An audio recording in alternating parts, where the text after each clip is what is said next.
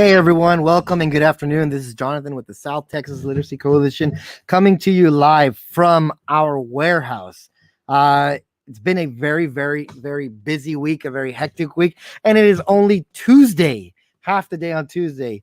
We just want to thank everybody who's been following along online on Facebook, on social media. I'm going to pull this down just a little bit. Follow along on social media.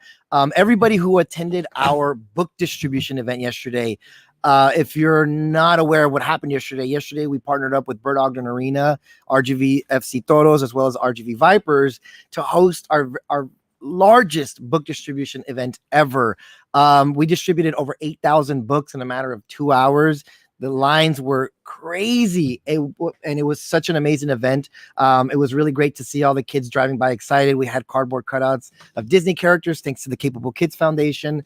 We had some other goodies stuffed in the book bags as well, thanks to Driscoll Health Plan, as well as Child Fund International that donated some items for the book bags as well. And so, again, we want to thank everybody that attended, everybody that followed along. I know we got a lot of messages after the event, way well into the night, asking, hey, where can we get books? And we weren't able to attend. And I'm sorry, at the moment, we don't have anything available. Now, I'll tell you this, what we're doing in regards to those who are either not able to attend or those who would like to know where we can get books in the future. We are setting up a series of little free libraries in different parts of the communities here in South Texas. And come New Year, we will have a live map on our website on where you can find those little free libraries. I'm seeing some comments coming in right now. Laura Chavez saying, my son loved the books. I'm really glad you were able to attend yesterday, Miss Laura, and Miss Christine as well. Loved the books. Again, thank you all. I'm really glad we were able to attend yesterday. I hope the line wasn't too crazy of a wait. I know it wrapped around all over the place, and it was a very long line. I hope it was a really quick drive-through experience for you, and I really hope that your kids liked the books as well. But again, those of you who were unable to attend, don't worry, we'll have more information on where you can grab some books in the area coming up closer to the new year. But those of you who are in different areas of South Texas, just want to give everybody a heads up. We are doing 2 more distribution events this week, 2 more.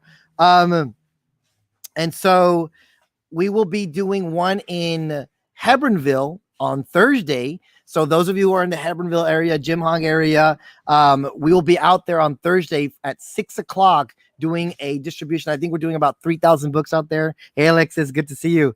And so on top of that, we will be in Cameron County in Harlingen. We're partnering up with the city of Harlingen as well as the Harlingen Library to do a large-scale distribution, about 5,000 books this Saturday at the Harlingen Sports Complex or Harlingen Soccer Complex. So again, we'll be posting that on our Facebook as well. So I know I'm talking a lot. The point of this morning is our Lawyers for Literacy live read along. And so I don't want to take up too much time before I introduce my guest. So let me go ahead and bring her on out. Miss Alyssa Romero. How you doing, Alyssa? I'm doing well. How are you? Good. Great to see you. And again, those of you who are unfamiliar with the Lawyers for Literacy initiative, we have this amazing group of lawyers that have different backgrounds when it comes to their legal profession, that are involved with different legal groups in the community. What are the different groups that you all are that are a part of this? It's the Hidalgo County Young Lawyers Association. That's one of them. What else? Hidalgo County Bar Association.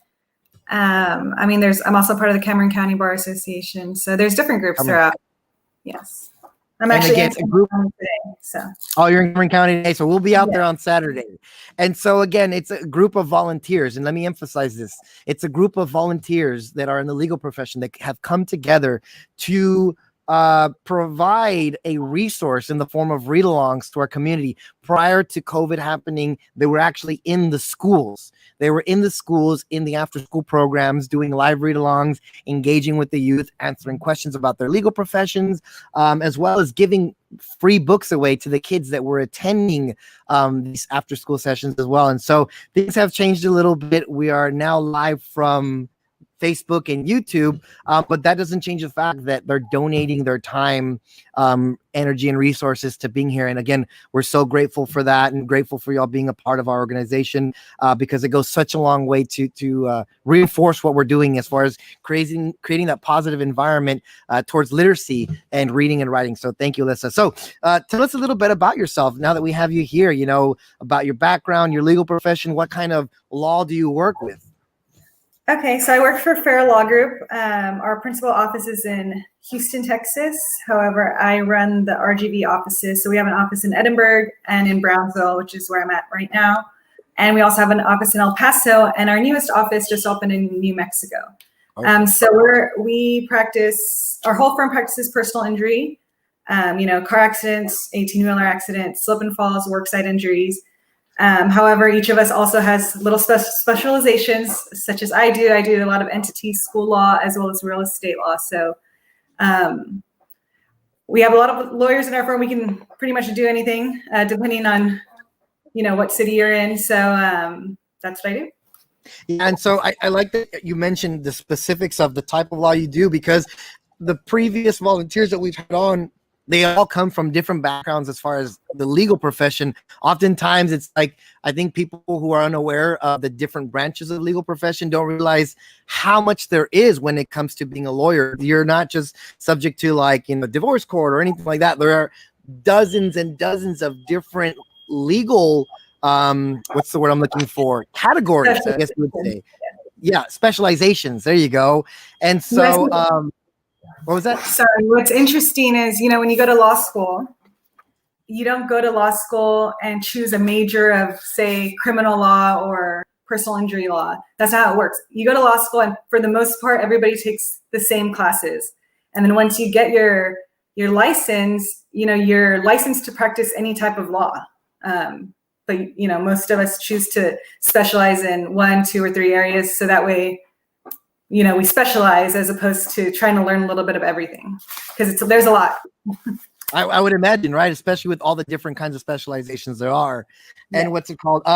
And so tell us a little bit of background. Now, again, the emphasis of what we're doing is we're always trying to create a connection between you all as a group, your background, your career, and what it means as far as literacy, reading and writing, and how that has played a role in your career. So tell us a little bit of a background when it came to the education component of when you started, school to become a lawyer, and then how reading and writing, literacy in general affects your day-to-day now in your profession. Yes. So of course, in undergrad, I went to the University of Texas at Austin, and it's all reading. Every class you take, you're responsible for the reading, and you don't have a teacher like you do in high school or middle school, reminding you of your homework. You're on your own. You need to be disciplined, and that involves reading and preparing for your classes. And if you want to, extend your education like I did and go to law school, you need to graduate from undergrad first. So I read every day. You have to read every day. I definitely would not be sitting here today doing what I do had I not read as much as I did, starting as young as probably 2 years old, 1 year old. I'm sure I know my mom read to me as a baby. So, and I do the same thing with my child, because I want him and her to succeed as well. But every day for work I read. I need to be able to do my job. I have to stay up to date with cases from the Texas Supreme Court, with laws from the legislature. If I don't, that can affect my clients in a negative way. Yeah, and so what advice do you have for parents out there? Any parents that are listening in right now, as far as connecting reading and writing early on to benefit the child later on in life, when it comes to career or education? Read to them every day, no matter the age. You might think that as a newborn, they can't hear me, or they don't understand. It's so important. Repetition. It's amazing to see. I have a 3-year-old right now, and we've been reading to him literally since birth, probably before that when he was in my stomach. And it was so awesome to see him as even like a 9-month-old repeating little words that are in the books that we read to him every day. And it's incredible to see. So they're listening no matter how young they are. Read to them every single day. Make that a tradition every night like my mom did. It's amazing how the brain works, and reading helps. And I love to hear that you're saying that, you know, and you're giving this advice, and you're kind of thinking back on how your mother read to you from an early age. And so from your perspective, from your point of view, did that help create a positive environment or mindset when it came to reading down the road, like as you grew older? Or, you know, what do you think that did for you, that environment? It definitely did. It made me love reading, and it made me want to read more. And reading was kind of like an escape. So when I went to school, it wasn't so much as a task like, oh, I have to read this book for homework. I looked forward to it. I was ready to read the next book because it took me to a place, you know, you escape reality when you read a book. You can go anywhere in the world when you read a book. Yeah, and I love that. That's one of the things that we preach all the time to parents. You know, a big part of what we do here at STLC, we try to create a positive, fun, and engaging environment when it comes to literacy, and a non-traditional approach. You know, we try to stay away from the idea of testing and state exams and, you know, that traditional component, and create more of a fun environment. And that's what we preach to parents and families all the time, is that you want to create something fun through the process. You don't want the kid and the child to see that it's a forced thing to do, or something that might be seen as something negative, like, oh, as a punishment, oh, go read for 5 minutes. No, don't do that. Yeah, make it fun.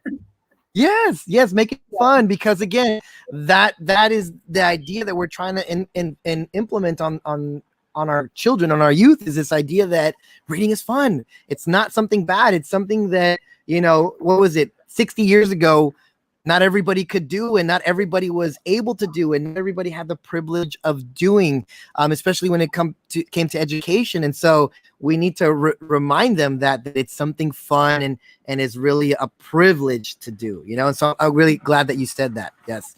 And so those of you who are watching in, I know we're talking a lot. You know, we want to give as much information out there. But also really quick, just want to emphasize we are about to go into our read along. So stick around. So today's book, and let me go and transition into the book so that you can start the read along. And then that way, once we've gone past the read along, we can bring you back really quick and have a couple wrap up questions for you, little ideas that we can talk to everyone that's listening in on. And those of you who are listening in right now as well, please feel free to leave a comment in the comment section, and we'll pop it up live on screen. And if you have any questions for Alyssa, she can answer them along the way as well. So again, here's what's going to happen. I'm going to bring the book up. I'll let you introduce it. And then from there, let you do the read along, bring up some key ideas and stuff that have to do with the book. I'm going to disappear for a while to give you the spotlight. I'll be in the background and following along with the read along for you. So as the pages are going, you're done with them, I'll flip through them. Okay, so here we go. I'm bringing up the book for you, and I'm disappearing. Okay, this book is called What If Everybody Did That by Ellen Javernick. So, when we went to the zoo, I fed just a little of my popcorn to the bear. The zookeeper waved his broom and said, "What if everybody did that?" And you can see the bear is being fed pizza, ice cream cones, burgers, which is not healthy for the bears.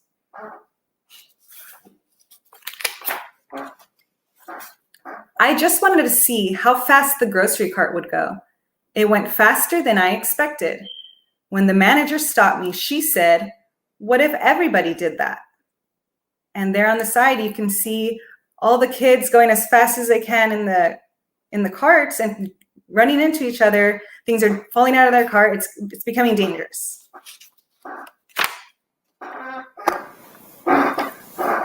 On the way to visit Grandma and Grandpa in Kansas, I dropped just one soda can out of the window. The patrolman who pulled us over said, "What if everybody did that?" Imagine if everybody threw a soda can out the window. Look at all the pollution there on the grass. It would make our city not beautiful, not a beautiful place to live in. At Uncle William's wedding, I took just a little lick of the frosting from the fancy cake. The lady behind the table glared at me over her glasses and said, "What if everybody did that?" Imagine if everybody took one little lick of the cake. That's not very sanitary. That's gross.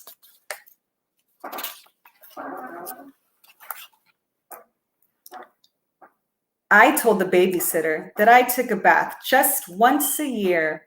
As she shooed me into the bathroom, she said, "What if everybody did that?" Look how dirty we would be if everybody took one bath a year. During story time, I had something important to say. I just couldn't wait till the end of the story. The librarian put her finger to her lips and said, "What if everybody did that? What if everybody interrupted somebody? You need to be polite and let somebody finish reading the book, let somebody finish speaking, and wait your turn to speak."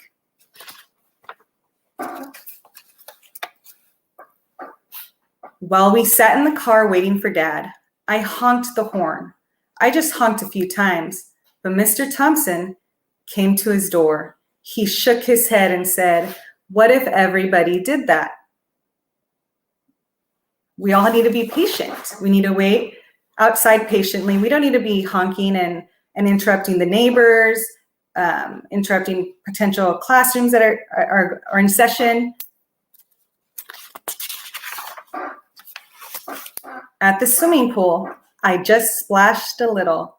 The lifeguard blew his whistle and said, "What if everybody did that?" And if you can see the picture, if everybody splashed a little bit, there'd be no more water in the pool.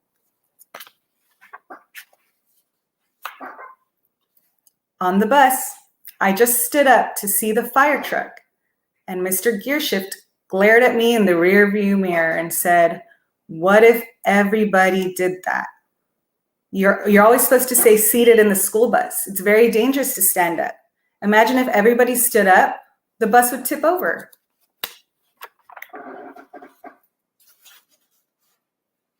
Just once, I didn't hang my coat on the rack at school. Miss Sanders made me pick it up and said, "What if everybody did that?" If everybody left their jacket on the floor, it would be a mess. Nobody would be able to walk.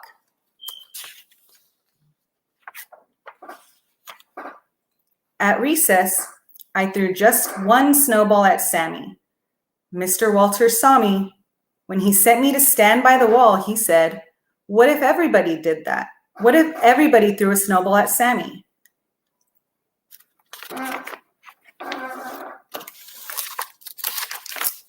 When we went out for dinner, I just shot one straw wrapper. The waitress stopped taking our orders and looked straight at me. She said, "What if everybody did that?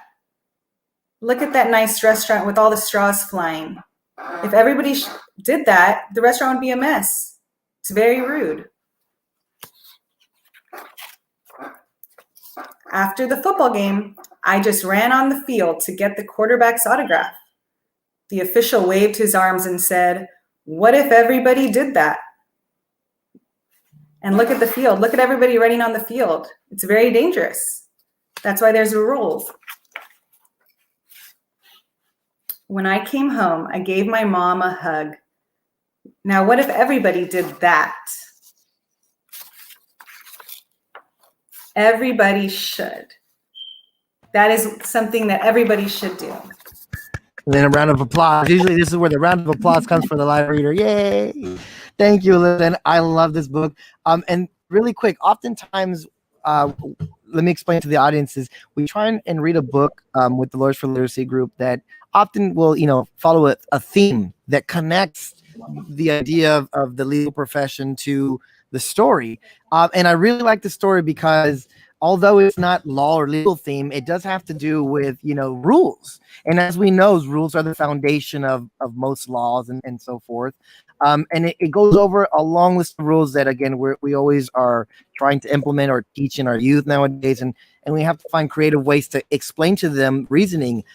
One more thing I want to point out is those of you who are following along, Alyssa did an amazing job of doing this.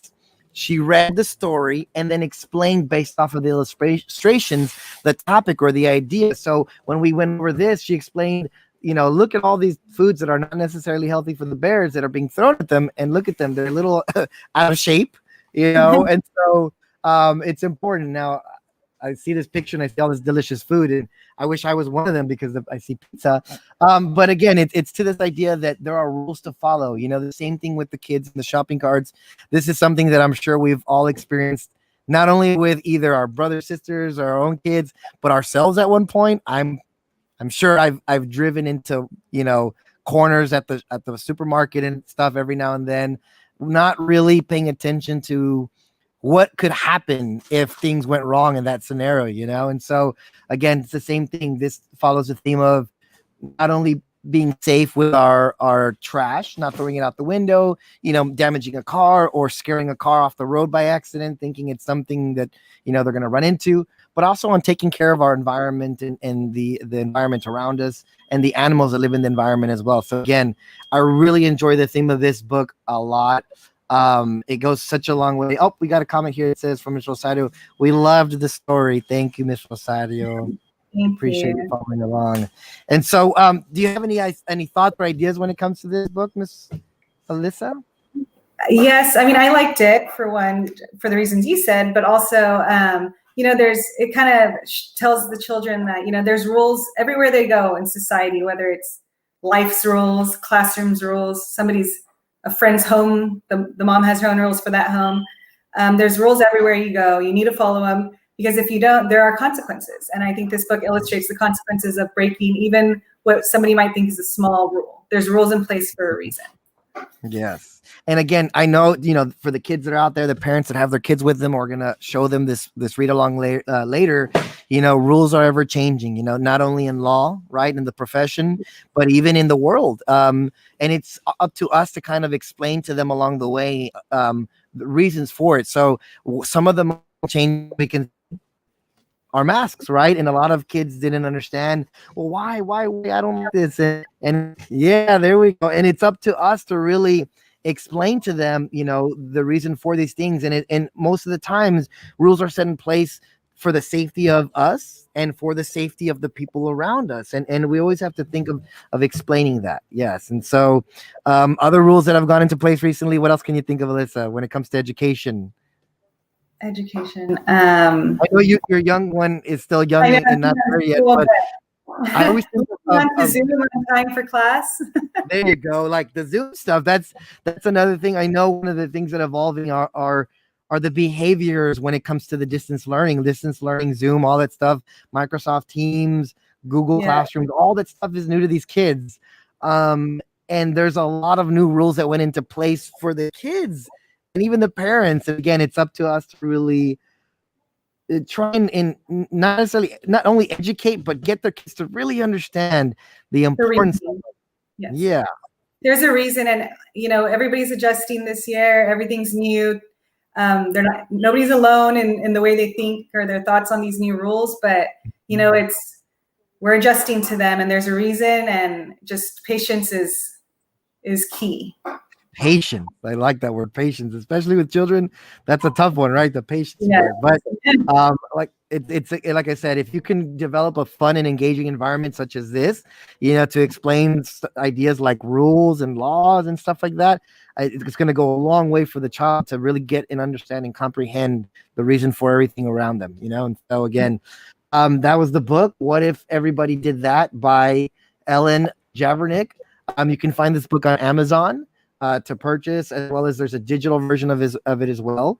We will leave this read along up for a couple of days, and then we will take it down again just to make sure that the author is getting the recognition and people are going out and buying their book, and so that, you know, people aren't dependent on this video to read the book. But again, make sure you support the author. Go on, if you can, on Amazon, purchase the book, and leave a little review of the book as well on the story. So really quick before we leave, again, Alyssa, I want to thank you again last time. This is our last Lawyers for Literacy stream for the year. Before the new year. Yeah, before the new year. It's been a whole year, 12 months or I'm going to say 9 months of virtual streams with the Lawyers for Literacy ever since COVID hit. And I just want to thank you and the rest of the team and volunteers for really putting in that initiative to communicate with us, to continue this. You know, I know a lot of us' lives changed. And so for you all to continue volunteering, it means a lot to us and a lot to the children out there. Okay. And so we really want to thank you from the bottom of our hearts for continuing to do this. Thank you for always assisting us. Yes. And so again, well, I guess that's a wrap, everybody. 2020 Lawyers for Literacy. It's the last one. We will see everybody in 2021. And again, we're going to start off with some read-alongs. We're going to regroup, communicate with each other, and see what else we can do with the Lawyers for Literacy program and how we can grow it and see who else we can get involved in. And we're really excited to see where this is going. But again, until then, we'll see everybody New Year. All right. Bye. Thank you, Alyssa. Thank you.